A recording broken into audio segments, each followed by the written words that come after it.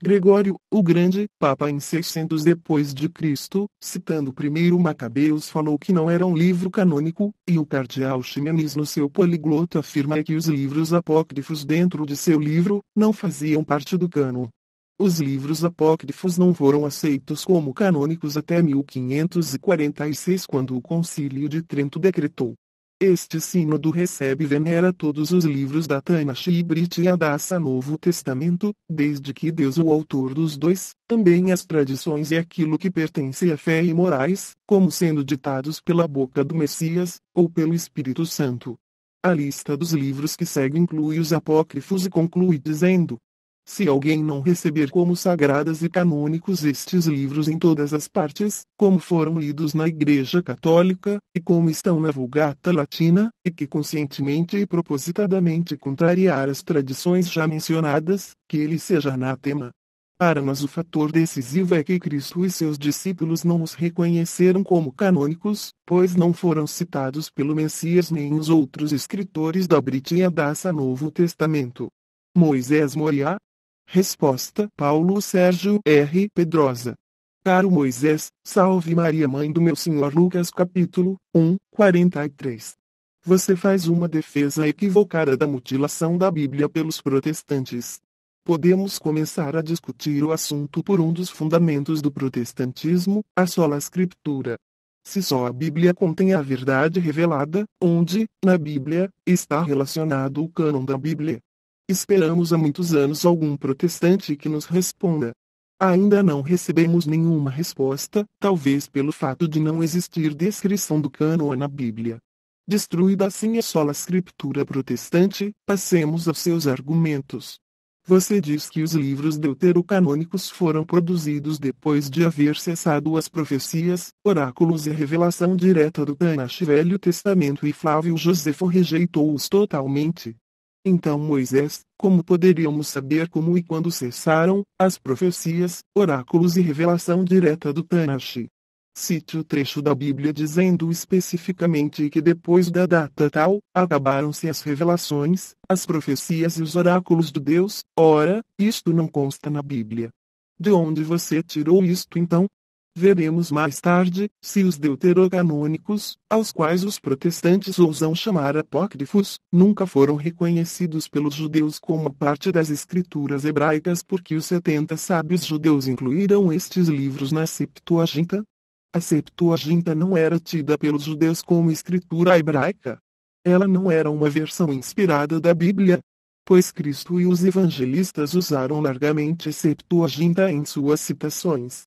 Se a Septuaginta não fosse considerada inspirada, os judeus teriam o melhor argumento para acusar Cristo. Ele usava uma versão não inspirada da Bíblia. Porém, não vemos sequer uma vez no Evangelho se levantar qualquer suspeita sobre as fontes de citação de Nosso Senhor. Os deuterocanônicos, conforme você diz, nunca foram citadas por Jesus, nem por ninguém mais na Brit Hadassa Novo Testamento. Tal argumento falha em provar a falta de inspiração dos deuterocanônicos ao constatarmos que os livros de Esther, Eclesiastes, Cânticos, Esdras e Neemias também não são citados no Novo Testamento. O fato do Novo Testamento não os citar não faz destes livros, que também são na Bíblia protestante, menos canônicos. Ainda, São Judas cita explicitamente o livro de Enoque que é reconhecido universalmente como apócrifo e que não faz parte de nenhuma Bíblia. Judas, capítulo 14 no versículo 9 e ele tira de outro apócrifo a Assunção de Moisés. Isto basta para provar que a citação pelo Novo Testamento não dá provas de canonicidade dos livros. Você escreveu: não foram reconhecidos pela Igreja primitiva como de autoridade canônica, nem de inspiração divina. Ora, nos escritos subapostólicos, ou seja, que foram escritos pelos discípulos diretos dos apóstolos como Clemente de Roma, Policarpo, do autor da carta de Barnabas, das homilias do pseudo-Clemente e do pastor de Hermas, encontram-se citações implícitas ou alusões aos deuterocanônicos com exceção de Baruque que naqueles tempos sempre vinha unido a Jeremias e 1 Macabeus e as adições de Daniel. Portanto, os primeiros sacerdotes cristãos já usavam os deuterocanônicos em sua pregação. Prosseguindo. Os evangélicos, baseando seu movimento na autoridade divina da palavra de Deus, rejeitaram logo esses livros apócrifos como não fazendo parte dessa palavra, assim como a igreja primitiva e os hebreus antigos fizeram. A Igreja Romana, entretanto, no Concílio de Trento em 1546 a.D., realizado para deter o movimento protestante, declarou canônicos tais livros, que ainda figuram na versão de Matos Soares, etc., Bíblia Católica Romana. Até aqui você. O único motivo pelo qual os protestantes a palavra evangélico é uma invenção posterior retiraram os deuterocanônicos foi porque eles contrariam diretamente o que os protestantes renegam como a existência do purgatório, por exemplo.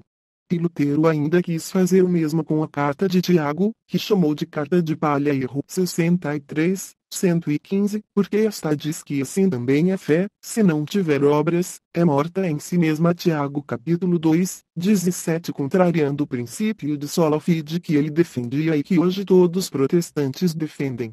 A propósito, o livro do Apocalipse, tão querido dos protestantes pentecostais, foi dito por Lutero como não sendo nem apostólico, nem profético erro 63, 169, portanto mais um candidato a ser excluído da Bíblia protestante. Lutero acabou por excluir os deuterocanônicos de sua Bíblia porque sentiu-se encurralado por Eck, numa disputa em Leipzig, em 1519, que usou um texto de 2 Macabeus para provar a doutrina do purgatório. Lutero contestou então a canonicidade dos deuterocanônicos e os excluiu de sua Bíblia. O Concílio de Trento foi convocado para acabar com a confusão provocada pelos protestantes e estabeleceu em definitivo o cânon baseado na Septuaginta, que já era universalmente aceito e usado pela Igreja. Diga-se de passagem, agora vejamos os motivos alegados para a rejeição dos deuterocanônicos. Primeiro, nenhum dos livros foi encontrado dentro do cânon hebraico.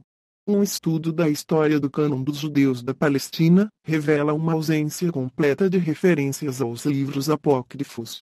Josefo diz que os profetas escreveram desde os dias de Moisés até Artaxerxes, também diz, e verdade que a nossa história tem sido escrita desde Artaxerxes, não foi tão estimada como autoritativa como a anterior dos nossos pais, porque não houve uma sucessão de profetas desde aquela época. O Talmud fala assim. Depois dos últimos profetas, Ageu, Zacarias e Malaquias, o Espírito Santo deixou Israel.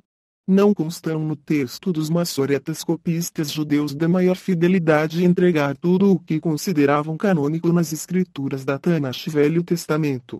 Nem tampouco parece ter havido alguns paráfrases ou comentários judaicos da antiguidade ligado a eles.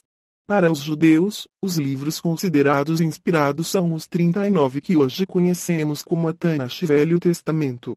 Eles os possuem uma ordem diferente da nossa por causa da forma pela qual dividem os livros. Até aqui você. Se Flávio Josefo e o Talmud falam que depois dos últimos profetas, Ageu, Zacarias e Malaquias, o Espírito Santo deixou Israel, e portanto não houveram mais textos inspirados, Nosso Senhor diz o seguinte a respeito de João Batista. Mas, o que fostes ver? Um profeta? Sim, vos digo eu, e ainda mais que profeta. Porque este é aquele de quem é escrito. Eis que eu envio meu anjo adiante de ti, o qual preparará o teu caminho diante de ti. Malaquias capítulo 3, 1. Na verdade vos digo que entre os nascidos das mulheres, não veio ao mundo outro maior que João Batista. Mateus capítulo 11, 9, 11. Porque todos os profetas e a lei, até João, profetizaram. Mateus capítulo 11, 13. Ora, Nosso Senhor diz que existiram profetas até João Batista, e o Talmud diz que não. Com quem você fica então, com o que diz o próprio Jesus Cristo ou com o que diz o Talmud?